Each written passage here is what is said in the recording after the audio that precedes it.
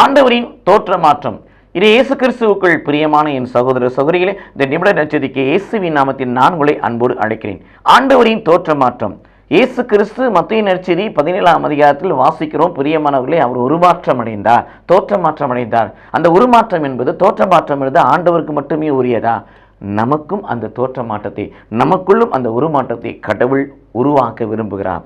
ஆகவே நமக்குள் அப்படிப்பட்ட மறைமுகமான மறைபொருளான ஒரு தோற்ற மாற்றம், ஒரு உருமாற்றம் உருவாக்கப்பட வேண்டும் என்று சொன்னால் நம்முடைய வாழ்க்கையிலே மனமாற்றம் ஏற்பட வேண்டும். பாவங்களை அறிக்கை செய்து பாவ மன்னிப்பு நிச்சயத்தை பெற்றுக்கொள்ளத்தக்கதான மனமாற்றம் ஏற்பட வேண்டும்.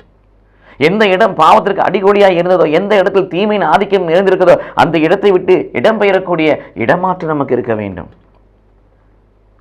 பெயருக்கேற்ற வாழ்வு வாழ வேண்டும். அந்த பெயருக்கேற்ற வாழ்வு என்று சொன்னால் அந்த பெயரை எடுத்துக்கொண்டு புனிதப்படுத்தக்கூடிய, வழிநடத்தக்கூடிய, வல்லமை கொடுக்கக்கூடிய புனிதமான பெயர்களை நாம் சூட்டிக்கொள்ள வேண்டும்.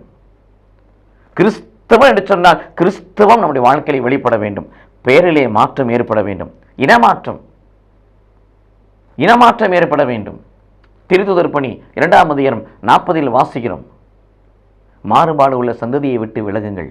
நமக்கு தீமைகளையும், நமக்கு பாவங்களையும், நமக்கு குற்றங்களையும், நமக்கு குறைகளையும், நமக்கு ஆணோடத்திலிருந்து பிரிகிற ஒரு விதமான காரியங்களை உண்டாக்குகிற ஒரு இனமாய் ஒரு சந்ததி நம்மோடு இருக்கும் என்று சொன்னால், அப்படிப்பட்ட சந்ததியை விட்டு, கடவுளின் உறவை கெடுக்கிற அந்த சந்ததியை விட்டு, இனத்தை விட்டு நாம்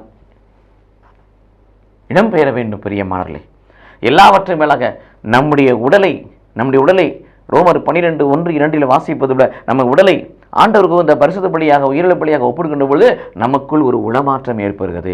இவ்விதமாய் மனமாற்றமும், இடமாற்றமும், பெயர் மாற்றமும், இனமாற்றமும், உளமாற்றமும் ஒருவருக்குள் ஒருங்கிணைந்து செயல்படுகின்ற போது அவர்கள் ஆண்டவரின் பார்வையிலே தோற்ற மாற்றம் அடைந்தவர்களாக இருக்கிறார்கள், மறுரூபம் அடைந்தவர்களாக இருக்கிறார்கள். அத்தகைய அனுபவத்தை பெற்றுக்கொள்ள ஆணுடைய சமூகத்தில் நம்மை கையளிப்போம். கடவுள் நம்மை ஆசீர்வதிப்பாராக. ஆமென்.